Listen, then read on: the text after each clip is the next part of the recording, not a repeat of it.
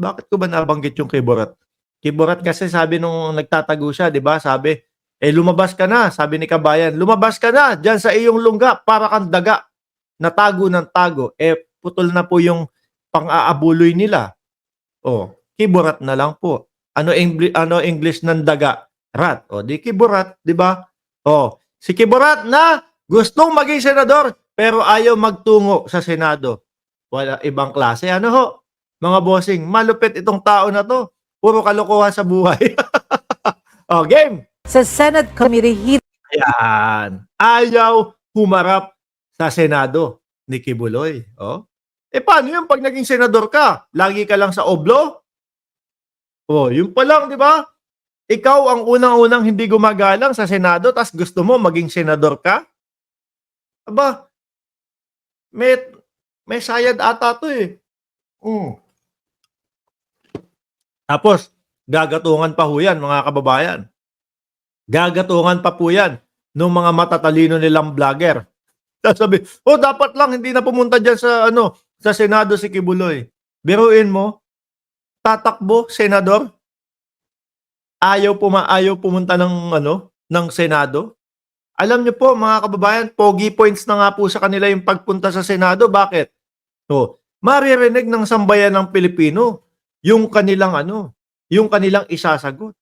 Maipagtatanggol nila ang kanilang sarili habang naririnig natin. 'Di ba, Marisa Nario?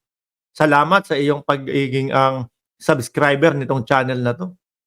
Maririnig ng sambayan ng Pilipino, "Ay naku, ganun pala nangyari.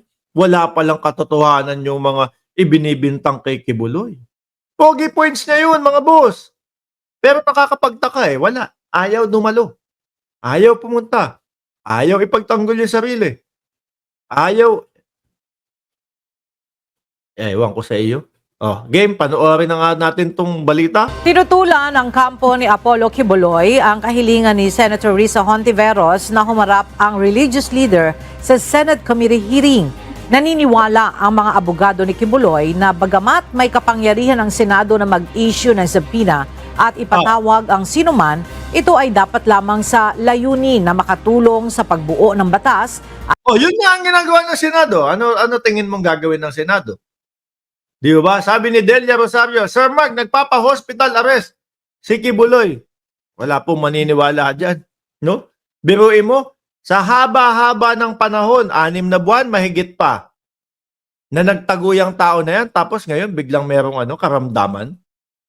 Tumagal siya sa pagtatago. Ilang araw siya nandoon sa bunker niya. Oh. Tapos paglabas, biglang may karamdaman niya. Ayan, ang ayos-ayos maglakad, oh. Oh. Kala mo, galing mental nga, sabi ni Big Daddy, oh. Sabi ni Big Daddy, mental hospital. Kala mo, galing sa mental hospital, eh, oh. Yung tipo bang lumabas sa mental, tapos lalabas ako, haharap ako sa sambayan ng Pilipino. Nakakapa pa. Ayan, oh. Kala mo, lilipad, eh. Di ba ho kapag yung mga ganyang itsura lang, yun yung parang may mga sapak. Oh, merong Kevlar pa sa ulo. Akala mo naman totoong merong babanat sa kanila. Kung sakali man na may bumanat sa inyo, may tumira sa inyo diyan, baka kaalyado nyo lang din yun. Ayaw nang malaman. Naku, yung mga ibang pera pala pinasa lang kay Kibuloy. Oh, baka maungkat yun. Baka mahuli yun. Baka may ganong pangyayari, di ba? Yariin na si Kibuloy. Sabi ni Choran Animates, wala bang hawak na espada? Wala eh. Ang meron sa kamay niya, bracelet. Meron posas. Ayun, no? Tinatago, nahihiya. O, di ba? Tapos meron pang salamin. Di mo alam kung ano ba? Ay! Kayo, nakalimutan nyo, malapit na yung Halloween. No? Nobyembre na. O, sa ilang linggo na lang, Nobyembre na. O, malapit na yung Halloween. Kaya naman pala nakaganyan si Kibuloy. O, tuloy. Ito po yung gustong maging senador pero ayaw pumunta sa Senado. At hindi ito dapat gamitin bilang kapalit ng pagliliti sa korte. Naghain na ng petisyon sa korte ang kampo ni Kibuloy para mapigilan ito sa pagharap sa Senado.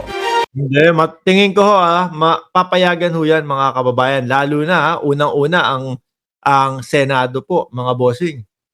Unang-una ang Senado na naglabas ng warrant of arrest kay Kibuloy. Gustong magpa-hospital arrest para hayahay ang buhay ni Kibuloy. Walang sakit yan, maayos yan. Ano? May isa akong nagtataka. Ang dating presidente, Rodrigo Duterte, pagka binanggit mo yung pangalan yan, dating presidente yan. Malaking pangalan ho yan, mga bossing. Napakalaking pangalan yan. Nung sinabi niya na meron akong cancer, natatandaan niyo yun? May cancer na ako, matanda na ako. Nagtataka ako, hindi pumutok, no? Hindi talagang tinangkilik. Hindi talagang kinuha ng mga media, pati yung mga vloggers, walang masyadong mga nag-topic. Meron pa isa lang. Tapos na. Hindi yung talagang sumambulat o umano. Hindi kaya dahil hindi na din ho naniniwala sa kanila? No? Hindi kaya hindi na naniniwala sa kanila kasi paiba-iba eh. Yung mga sinasabi at the same time ho may style pa sila na ngayon ganito sasabihin, bukas iba. Tsaka sabi nung iba nung mga kaibigan ni Shiro Kansaki, malamang yan, nagpapaawa lang yan. Kunyari lang na may sakit yan, no? Para upang hindi na kunin ng ICC. Ganun daw ho, mga kababayan. Kibuloy, gusto mo mag-senador? Wag na. Tigilan mo na yan.